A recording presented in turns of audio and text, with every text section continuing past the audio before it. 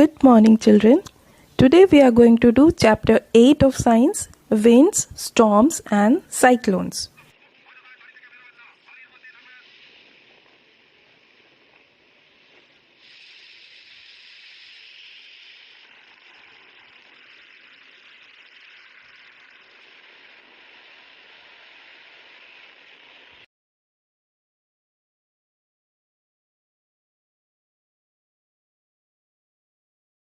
The video clip that you can see on your screen is something that you must have seen earlier as well. If not the same one, you must have seen something either similar in a movie or on some TV channels, in a news channel. As you watch this image, imagine if you were stuck up somewhere in such a situation. The sight is indeed very horrible, but this is something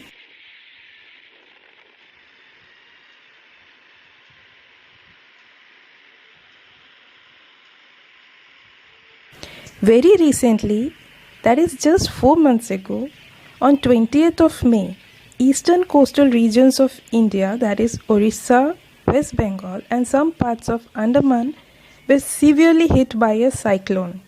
The name of the cyclone was Amphan. You can see here the severity and the damage it is causing. Many people were killed, trees were uprooted, telephone lines were damaged, houses and vehicles were destroyed. It also caused heavy rains and floods. The wind speed was as high as 185 kilometers per hour, which was the major cause of destruction. There was another cyclone which hit the western coastal regions of Maharashtra, causing a similar damage. But what are these cyclones and why are they so destructive? And how are these cyclones formed? You know that wind, when it is moving with a speed, it can cause destruction. And what is wind? Air which is moving at a faster rate is called wind. To understand this cyclone, we need to first understand the behavioral pattern of air. There are some properties of air, like the first one is air exerts pressure. We'll perform a small activity and this activity will explain us how air exerts pressure. You have to take a tin can with a lid. You have to fill some amount of water in it and heat this can either on a candle flame or on a stove. Let the water start boiling inside. You can see the steam coming out. When you see this, you close the stove. And now this hot can, you have to put it in a vessel filled with cold water. It can be bucket or tub or any vessel. Fill it in, filled with water. Put this can inside that water and immediately what you see? The can gets distorted. Its shape changes. And why does this happen? This happens due to air pressure. Let's understand why this happened. When you heat the water inside, the water forms steam. Once you close the lid, no steam goes out, no air comes in. When it is put in cold water, the hot water which was inside condenses and its amount reduces. The amount of air inside the can also reduces. But the outside air, the air which is outside the can, exerts pressure, and because that pressure is more than what is inside the can gets distorted. It bends inwards. It gets compressed. And this activity explains that air exerts pressure. This pressure of air you must have experienced while flying a kite or while riding a bicycle. When you try to move in the direction opposite to the direction of wind, you have to exert more force. Why do you need to exert more force? because the wind is also exerting force or pressure on you. You fill air into your bicycle tubes. Air is filled in all the tires and tubes of all the vehicles. Why is it done? You also know that when you overfill the tube with air, it will burst. And why is it necessary to fill the tube with air? Because air exerts pressure on the walls of the tube, giving it a particular shape. You know what happens when there is no air inside the tube. So it is to give it a proper shape. And how it gives the shape? By exerting pressure on the walls of the tube. You must have seen leaves of the trees, flags flutter, banners, they flutter because of wind. All is because of the pressure which is exerted by air. Let's see one more activity, and this activity will explain you that when there is a high speed wind, the pressure of that particular area reduces.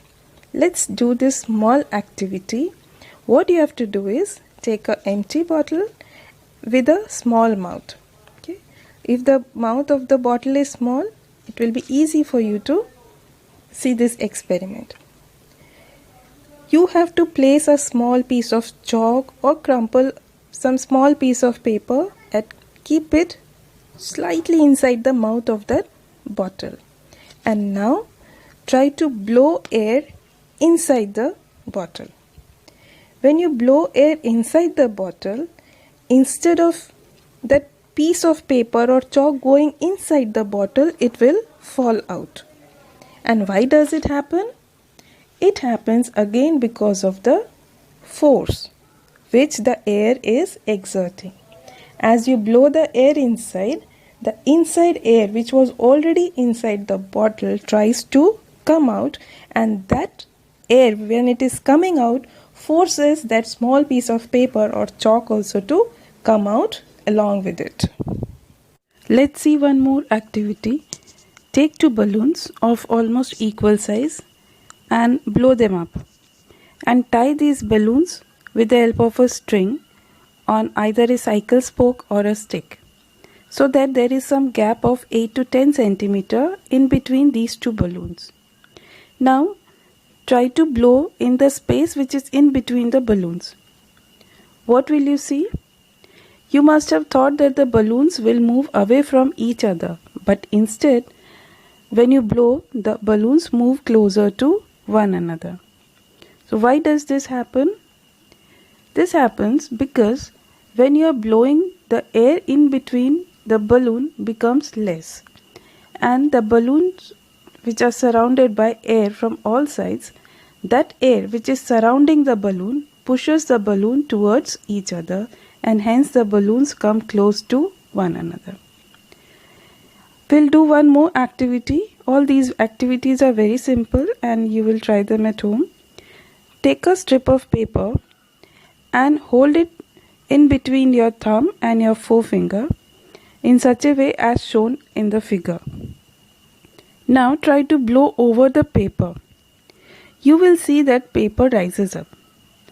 It seems like the paper will go backward, but instead the paper rises up.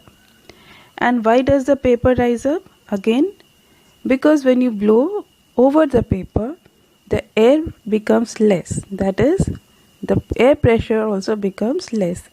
And as a result, the air which is below the paper pushes it upwards. And this is why the paper moves upwards. So all these activities which we saw just now show that increased wind speed is accompanied by reduced air pressure. Now how is it seen in nature? Just now you saw in the video that if the winds are blowing, then even the roofs of the houses are carried away along with. So this is a result of reduced air pressure. When the wind is blowing up the roof, the air pressure becomes less, and whatever air is below the roof, that exerts more pressure, because of which the roof of the houses are blown away due to wind. We'll see another property of air. The other property is that air expands on heating. Let's do an activity to understand it. Take a boiling tube, fit a water in a beaker, insert the boiling tube with balloon in the hot water. Observe this for 2 to 3 minutes. Is there any change in the shape of the balloon? The balloon inflates slightly. The reason is air expands inside the balloon, and due to this expanded air, the balloon inflates. And why did the air expand? Because of heating. Take the test tube out, let it cool down at room temperature. Now put this test tube in ice cold water. What will happen to the balloon now? The balloon will become smaller in size. And why did this happen now? This happens because the air which was inside the balloon contracts. So this activity shows that air expands on heating and contracts on cooling. You must have used these Diwali balloons during the Diwali time, and what you do is you place the candle which is there underneath, you burn that candle, and because of burning of the candle, the air which is inside the balloon becomes hot. Once this air becomes hot, it becomes lighter, and this air balloon starts rising up. So this activity shows that warm air is lighter than cold air. Why does this happen? Anything that expands will occupy more space, and when same thing occupies more space, it becomes lighter. This also explains that why the smoke goes up. In nature, there are several situations where the warm air rises at a place. Due to heat, when the land gets heated, the surrounding air also gets heated and rises up. When the air rises up, the air pressure of that place is lowered, creating a low pressure area. And you must have learned earlier also, air always moves from high pressure areas to low pressure area. And this sets up a convection in air. Means there is a current or the movement of air from high pressure areas to low pressure area. And this is the reason for generation of wind currents. So wind currents are generated due to uneven heating of the earth.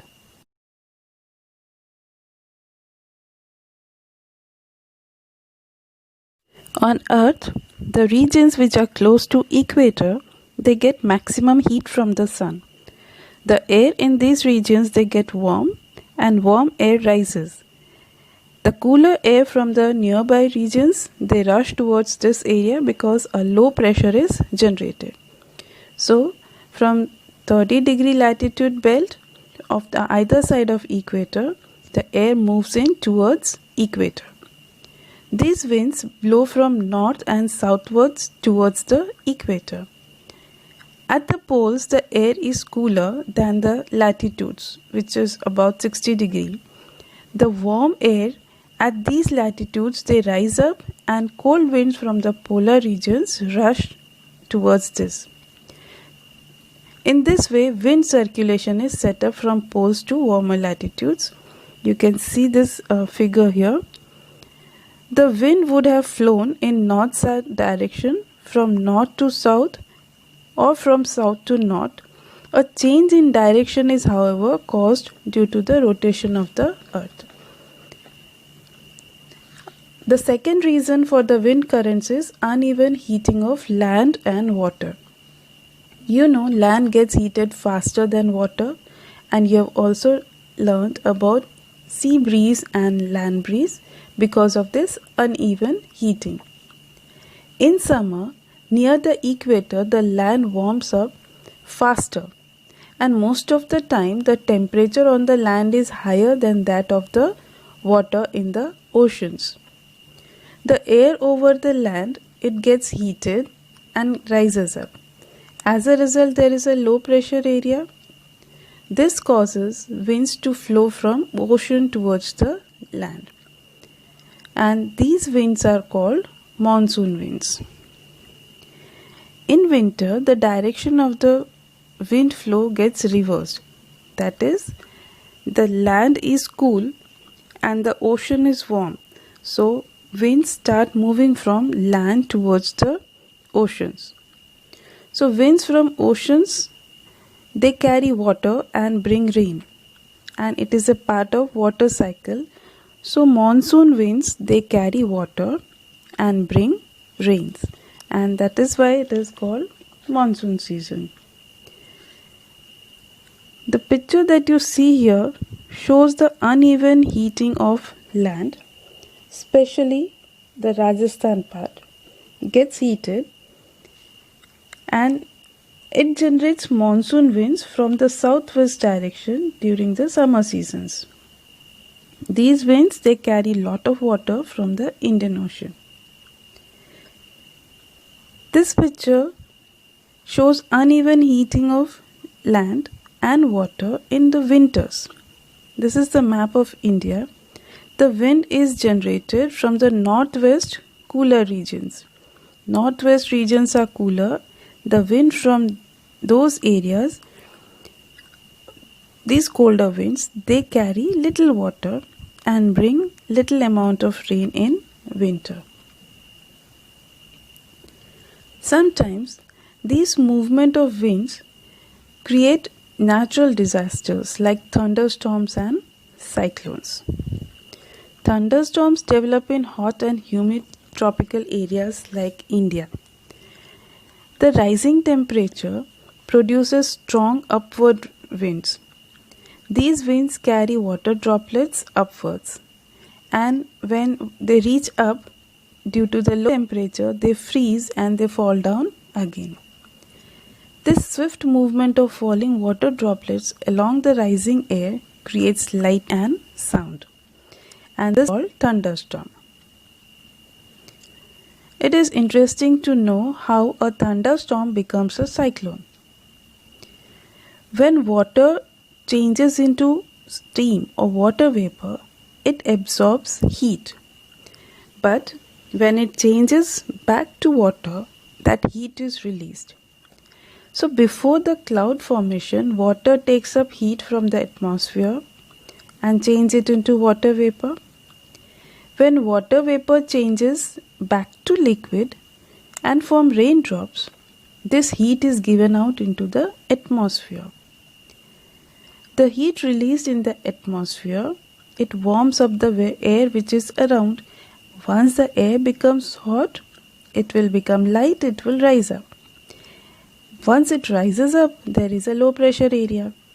When low pressure area is there, more air rushes from the nearby areas, and this causes the center of the storm. Wherever there is low pressure area, that becomes the center of the storm. And the cycle keeps on repeating. A chain of events end up in the formation of a very low pressure system with very high speed winds revolving around. It is this weather condition that is called cyclone. So when it is very hot, the cyclones develop. Factors like wind speed, wind's direction, temperature, humidity, all these contribute to the development of cyclone. You saw in the video in the beginning of this chapter that cyclones are very disruptive. They cause lot of destruction. Strong winds, they push water towards the shore. So even before the cyclone hits the land,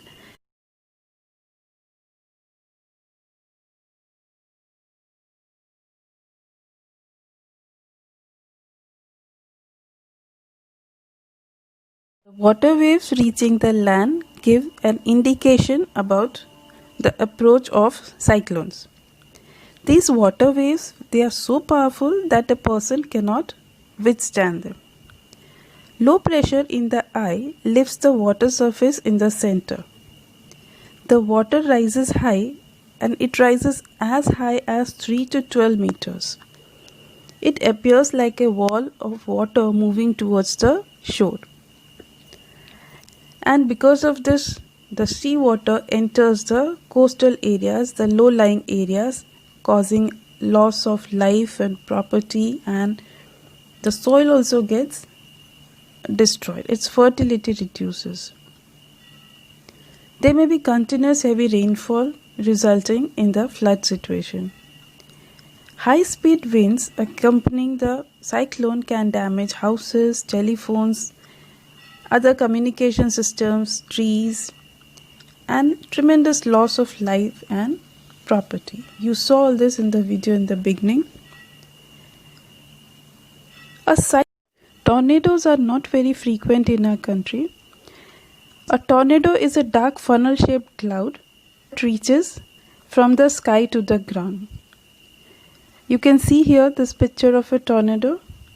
Most of the tornadoes are weak, but a violent tornado can travel at a speed of 300 kilometers per hour. The tornadoes may form within the cyclones. Sometimes it may happen that there is a tornado inside the cyclone. The whole coastline of India is vulnerable to cyclones. Our country, its coastline, is getting affected or getting hit by many cyclones, one after the other, particularly the eastern coastal areas. The west coast of India is less vulnerable to these cyclonic storms, both in terms of intensity and also the frequency. Less cyclones affect the western coastal regions of India. We need to take some effective safety measures. When it is a tornado shelter room should be situated deep inside the underground. There should be no windows, or otherwise it is better to shut the windows and take shelter under a table. One has to bow down on knees and protect the head and neck using the arms as shown here in the picture. This is the position you should take under a table or under something which is strong, maybe a bed or a table. When it is a cyclone, what measures should be taken? Nowadays, science has progressed a lot, so the forecast of cyclone is given way ahead. So rapid communication of warnings to the people, government agencies, fishermen, to the ports, all should be given in well advance. Construction of cyclone shelters in cyclone prone areas and administrative arrangements for people so that they can move fast to safer places should also be taken care of. What people should do when they know that a cyclone is about to hit? Whenever such warnings are given to you, you should not ignore those warnings. Nowadays, on TV or radio, a continuous warning is being given throughout. So we should take care of those things and follow the advices given. We should also make necessary arrangements to shift the essential household goods, domestic animals, vehicles, etc. to safer places, and we should avoid driving on the roads on those times because of the flood. We should keep some emergency phone numbers at hand and also keep some medical aid, first aid things with us. Some other precautions if you are staying in a cyclone hit area. You should not drink the water because water can be contaminated. So always, whenever there is an emergency condition, you should always store some drinking water. Wet switches, fallen power lines should not be touched. Just for the sake of fun, don't go out of your house. Don't pressurize the rescue force people because They are there to help you out, but they do the work according to their ways. And also we should cooperate and help our neighbors and friends. We have learned that all storms are generated in low pressure areas. Wind speed plays an important role in the formation of storms. It is therefore important to measure the speed of the wind. The instrument that is used to measure the wind speed is called anemometer, and this wind speed is measured by Meteorological Department of India. We have advanced technology that helps us at the time of cyclones. We are protected because of this well-developed technology. Nowadays, you must have seen satellite pictures which inform when and where the cyclone is reaching, what is its intensity. Everything is informed well in advance.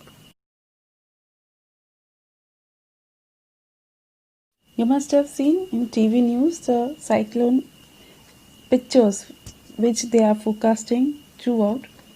So cyclone alert or cyclone watch is issued 48 hours in advance of any expected storm, and a cyclone warning is issued 24 hours in advance. The message is broadcast every hour or every half an hour when a cyclone is near to the coast. And there are several national and international organizations which cooperate to monitor the cyclone and the related disasters. They keep on warning the people of the area so that they can prepare themselves.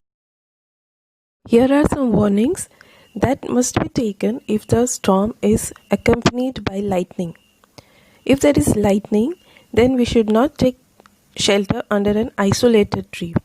And suppose you are in a forest, then you should take shelter under a small tree. And do not lie down on the ground. Do not take shelter under an umbrella which has got a metallic rod. You should not sit near a window or in open garages, stored sheds, metal sheds. Metals, they attract electricity. So, you should not be anywhere near the metals. Car or bus is a safe place to take shelter because it doesn't have a pointed end.